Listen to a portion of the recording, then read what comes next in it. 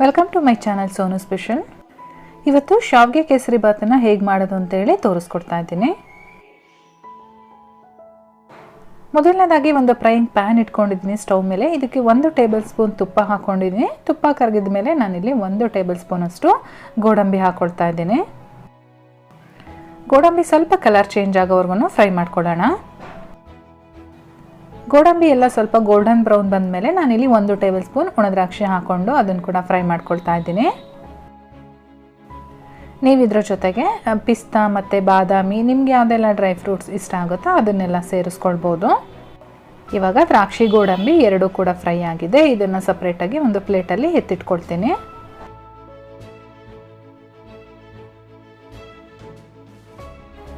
ಇವಾಗ ಅದೇ ಪ್ಯಾನ್ಗೆ ನಾನು ಮತ್ತೆ 1 ಟೇಬಲ್ ಸ್ಪೂನ್ ತುಪ್ಪ ಹಾಕೊಂಡಿದ್ದೀನಿ. ಇದಕ್ಕೆ ನಾನು 1 ಕಪ್ಪಷ್ಟು ಶಾವಿಗೆನ ಹಾಕೊಳ್ತಾ ಇದ್ದೀನಿ.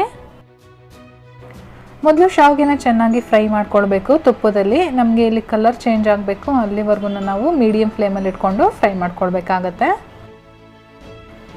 ಇವಾಗ ನೋಡ್ತಾ ಇರ್ಬೋದು ಕಂಪ್ಲೀಟಾಗಿ ಕಲರ್ ಚೇಂಜ್ ಆಗಿದೆ. ಇವಾಗ ಚೆನ್ನಾಗಿ ಫ್ರೈ ಆಗಿದೆ. ಇದನ್ನು ಕೂಡ ಸಪ್ರೇಟಾಗಿ ಒಂದು ಬೌಲಲ್ಲಿ ಹಾಕಿ ಇಟ್ಕೊಂಡಿರ್ತೀನಿ ನಾನು.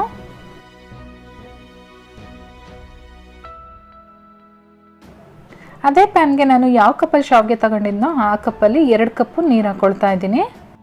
ನಮಗೆ ಶಾವಿಗೆ ಚೆನ್ನಾಗಿ ಬೇಯಬೇಕು, ಹಾಗಾಗಿ ನಾನಿಲ್ಲಿ 2 ಕಪ್ ನೀರು ಹಾಕ್ಕೊಂಡಿದ್ದೀನಿ.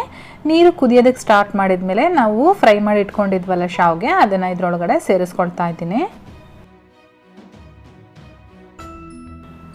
ಮೀಡಿಯಂ ಫ್ಲೇಮಲ್ಲಿ ಇಟ್ಕೊಂಡು ಈ ನೀರೆಲ್ಲ ಚೆನ್ನಾಗಿ ಹಿಂಗಬೇಕು, ಅಲ್ಲಿವರೆಗೂ ಬೇಯಿಸ್ಕೊಳ್ಬೇಕಾಗತ್ತೆ ಶಾವಿಗೆನ.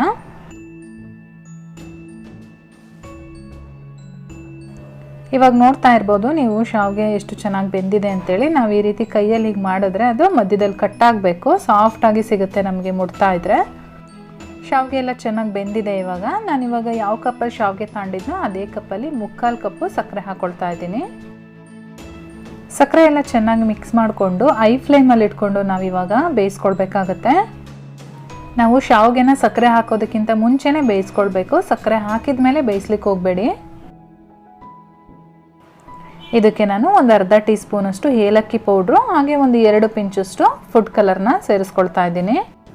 ಫುಡ್ ಕಲರ್ ಬಂದು ಕಂಪ್ಲೀಟ್ಲಿ ಆಪ್ಷನಲ್ಲು. ನೀವು ಇದ್ರ ಬದಲಾಗಿ ಕೇಸರಿ ದಳ ಬೇಕಾದರೂ ಸೇರಿಸ್ಕೊಳ್ಬೋದು ಅಥವಾ ಹಾಗೆ ಪ್ಲೈನಾಗಿ ಬೇಕಾದ್ರೂ ಮಾಡ್ಕೊಳ್ಬೋದು. ನಾನಿಲ್ಲಿ ವಿಡಿಯೋ ಶೂಟ್ ಮಾಡ್ತಾ ಇರೋದ್ರಿಂದ ವಿಡಿಯೋಗೆ ಚೆನ್ನಾಗಿ ಕಾಣಿಸುತ್ತೆ ಅಂತೇಳಿ ಫುಡ್ ಕಲರ್ನ ಆ್ಯಡ್ ಮಾಡಿದ್ದೀನಿ.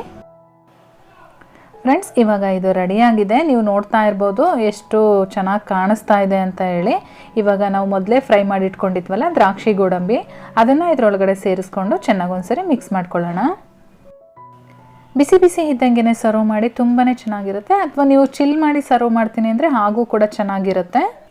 ಮನೆಗೆ ಯಾರಾದರೂ ಗೆಸ್ಟ್ ಬಂದಾಗ ದಿಢೀರಂತ ಮಾಡ್ಕೊಳ್ಬೋದು. ಅಥವಾ ನೀವೇನಾದರೂ ದೇವರಿಗೆ ಪ್ರಸಾದ ಏನಾದರೂ ಮಾಡ್ತೀನಿ ಅಂತ ಅಂದರೆ ಈ ಸ್ವೀಟನ್ನು ಮಾಡ್ಕೊಳ್ಬೋದು. ರೆಸಿಪಿ ನಿಮಗೆಲ್ಲ ಇಷ್ಟ ಆಗಿದೆ ಅಂತ ತಿಳ್ಕೊತೀನಿ. ಇಷ್ಟ ಆಗಿದ್ರೆ ದಯವಿಟ್ಟು ಒಂದು ಲೈಕ್ ಮಾಡಿ, ಹಾಗೆ ನಿಮ್ಮ ಫ್ಯಾಮಿಲಿ ಮತ್ತು ಫ್ರೆಂಡ್ಸ್ ಜೊತೆ ಶೇರ್ ಮಾಡ್ಕೊಳ್ಳಿ. ಚಾನಲ್ನ ಇನ್ನೂ ಸಬ್ಸ್ಕ್ರೈಬ್ ಮಾಡ್ಕೊಳ್ಳದೆ ನೋಡ್ತಾ ಇದ್ದೀರಾ ಅಂದರೆ ಈ ಕೂಡಲೇ ಸಬ್ಸ್ಕ್ರೈಬ್ ಮಾಡ್ಕೊಳ್ಳಿ. ನಾನು ಮತ್ತೆ ಸಿಗ್ತೀನಿ ನಿಮಗೆ ಇನ್ನೊಂದು ಈಸಿ ರೆಸಿಪಿಯೊಂದಿಗೆ. ಅಲ್ಲಿವರೆಗೂ bye bye, take care, thank you for watching.